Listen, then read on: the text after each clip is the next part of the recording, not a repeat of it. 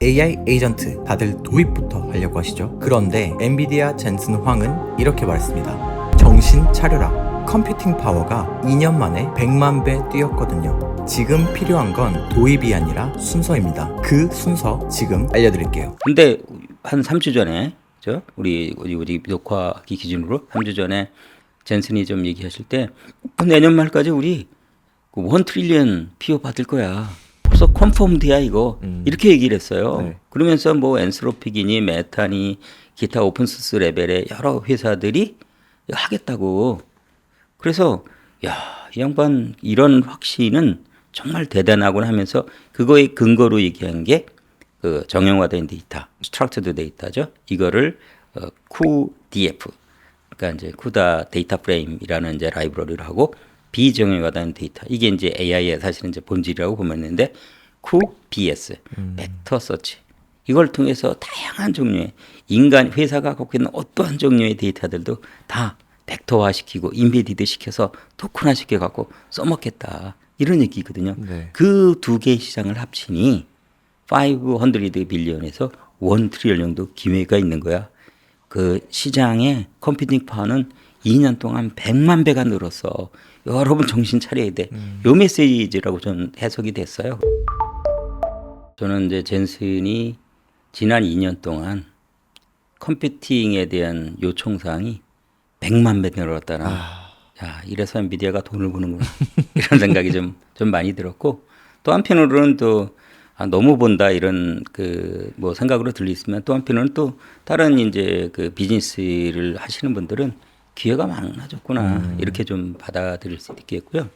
오픈클로우 지금 사회자님께서 말씀하셨는데 난립니다 지금. 그래서 실제 AI 에이전트 내 운영 체계라고 좀 일컬을 수 있거든요, 사실. 네. 근데 얘가 기본적인 전략이나 정책이나 이거 없이 그냥 말 그대로 오픈 소스니까 막 쓸 수 있는 거거든요. 그게 뭐냐면 여러분 사용하고 계시는 이제 노트북 내에서 실제 오픈클로우를 다운로드 받아서 뭘 지시하면 얘 다 해요. 네. LLM 건들 수도 있고, 그 다음에 뭐 만들 수도 있고. 근데 얘가 문제는 저게 없어요. 가속 장치만 있지. 브레이크가 없군요. 브레이크가 없어요. 사실은 난리 납니다. 여러분 쓰실 수 있겠어요? 감당이 안 되겠네요. 그래서 그걸 뭘 해야 돼. 근데 딱 시간을 맞춰갖고 이제 엔비디아에서 니모크로라는 이름을 딱 내놓고, 그다음에 1단계로 이제 오픈쉘이라는 이제 라이브러리를 해서 공급해 주는 거예요. 이번에 처음 발표했으니까 아마 이제 여러 기업체에서 그런 것들을 이제 고려를 하겠죠. 네. 왜냐면 안전하게 그걸 쓰셔야 될 거 아니에요. 아니면 본인들이 다 AI 에이전트들 만들어 쓰셔야 될 거 아니에요, 사실은. 그게 참 좀 젠슨 회장께서 참 앞서간다. 돈을 냄새를 잘 맡는다. 이런 것들을 좀 많이 느꼈습니다. 그러면 방금 말씀 주신 그런 브레이크가 없다 하고, 네. 근데 기업 입장에서는 그러면 안 되잖아요. 네. 그래서 그거를 도입하기 좀 어렵지만 엔비디아에서 만든 그런 니모클로랑 그다음에 오픈쉘 같은 범위 안에서 하기에는 기업도 좀 무리 없이 사용이 가능할 걸까요? 반드시 이제 엔비디아 가이드라인 받으셔야 되고요.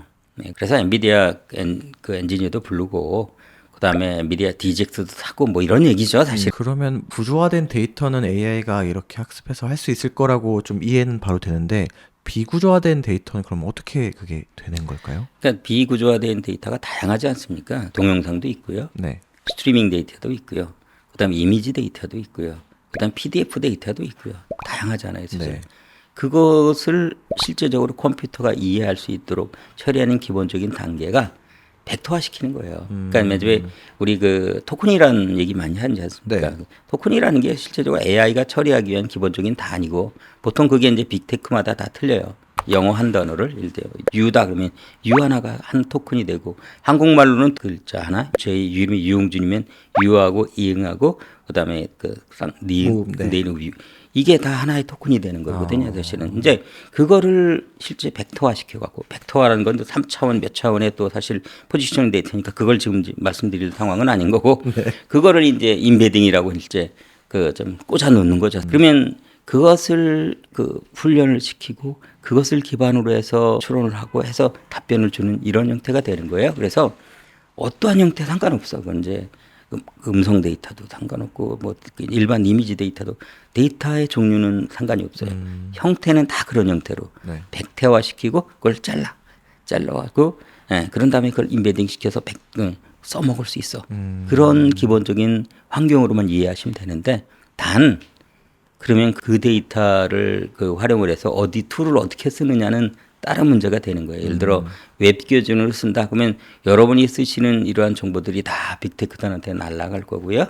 만약에 나는 오픈 소스 기반의 LLM이 있어요. 사실 그거를 난 내려갖고 우리 걸로 만들 거야. 네. 거기 있는 데이터들 다 만들 거야. 그래서 이제 그걸 효과적으로 만드는 방법 자체가 이제 뭐 라그, 그러니까 Retrieval Augmented Generation을 한다든가 랑체인을 쓴다든가 뭐 여러 가지 방법은 다양한 방법들이 있어. 근데 그놈들을 다 내 회사 근거에다 꼽쳐 놓느냐? 네. 아니면 난 그거 싫어. 그냥 다 빅테크한테 그냥 주더라도. 창고 열어놓고 거기서 쓸 거야.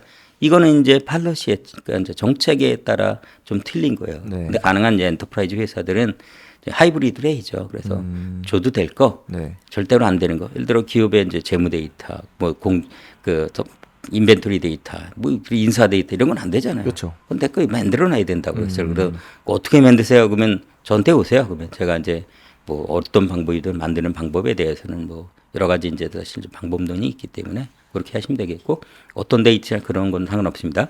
이 얘기를 들었을 때 당장 그러면 사람들이 그 보시는 경영자 혹은 의사결정자분들이 데이터가 어떤 거인지 먼저 확인하는 게 먼저일까요? 아니면 뭐가 더 우선일까요? 그런 데이터를 보기 전에 네. 회사의 문제를 봐야죠. 네. 내가 뭔 문제를 갖고 있는지. 네. 뭔 문제를 이걸로 AI로 하면 될 건지 할 건지. 그 다음에 데이터를 봅니다. 그게 네. 정형화된 데이터든 정형화된 데이터는 아까 어떻게 푼다 그랬습니까? 데이터 QDF라는 이제 프레임 통해갖고 성능을 높이건 비용을 줄이건 이런 방법이 있을 거고 정형화되지 않은 것은 여러 가지 뭐 아까 벡터와 인베드 뭐 등등등등 복잡한 기술적인 얘기는 하지만 네. 그 방법을 통해서 처리할 수 있는 거고 근본적인 그런 데이터 파이프라인을 만들기 전에 What is my problem in my company? What is challenging? 뭐 이런 것들이 있어야 되는 거예요. 네네. 그걸 언더스탠딩을 해야 네. 그다음에 이제 문제로 보면 어떤 데이터 해야 돼요? 뭐 이게 답변이 될 수 있지 않겠습니까? 그러면 저희가 이제 오늘 에이전트에 대해서 얘기하다가 이렇게 나왔잖아요. 그러면 그 이후 에이전트 AI 이제 워낙 얘기가 많이 나오니까 이거를 도입하고 싶다라고 그냥 마음이 앞서신 분들도 계실 텐데 그러면 이런 일련의 과정들이 다 있고 난 다음에 에이전트 AI를 구축하는 걸 고려해야 되는 게 맞을까요? 제 생각은요. 네. 그런 그 AI하고 일단 친숙해야 되잖아요. 네. 그러니까 다른 것보다 제가 근본적으로 회사의 근본적인 문제가 뭐예요? 뭐 그래서 어떻게 이건 이제 근본적인 문제고 일단은 내가 편해져야 되잖아. 네. 그래서 챗GPT에 친숙해지기 위해서 들어가서 네. AI 에이전트 어떻게 만들지? 음. 이런 것부터 물어보세요. 아. 그러면 이거 바이브 코딩이라는데 바이브 코딩 어렵잖아요. 그걸 순서대로 얘기해줘. 그러면 얘가 다 얘기해줘. 사실은. 그래서 일단은 저는 이제 그 CEO분들이 특별히 이제 개발자들이나 이런 자들은 상관없는데 CEO분들은 물어보세요. 그러니까 이 AI하고 친해지는 게 핵심이야. 그래서 친해지면은요 뭐든지 할 수 있거든요. 네. 제가 요새 그 코딩 스쿨이라고 이제 그 카이스트에서 하는 거기를 좀 다니고 있는데 네. 생각보다 어렵지 않더라고요. 네. 그러면 이제 오늘 AI 에이전트에 대해서 좀 전체적으로 이야기 나눠봤는데 제가 정리를 해보자면은 일단 AI 에이전트 도입을 하는 것도 물론 중요하지만 그 도입하기 전에 환경을 좀 구축해두는 게 우선이다라고 이해를 하면 될까요? 네, 근본적인 건 항상 일을 할 때는 이게 왜 필요하냐. 네. 우리가 뭐가 문제가 있어. 뭐 이런 것들을 좀 돌이켜 보시고요. 네. 그런 다음에 그 만약에 해야 된다라는 이제 그 결론이 얻어지면 네. 어디부터 해야 될까. 이런 것들을 좀 찾으시면 사실은 이제 그 데이터가 어느 데이터인지 뭐 이런 것들을 이제 그다음 좀 추적하게 되겠죠, 사실은. 그러면서 동시에 그건 이제 근본적인 원인 푸는 문제고 이제 그 매니지먼트 입장에서는 알아야 되겠지. 네. 이 툴과 친숙해지는 것들을 좀 훈련하시라. 이렇게 좀 말씀드리고 싶습니다. 다음 편에서는 어떤 주제를 좀 다루려고 하냐면은 많은 기업들이 이제 AI 도입을 좀 미룬 이유 중에 하나가 데이터 보안일 것 같아요. 그냥 우리 내부 데이터 뭐 AI한테 다 넘기면 어떡하냐라고 했던 소버린 AI랑 연관해서 좀 이야기를 나눠보도록 하겠습니다. 네.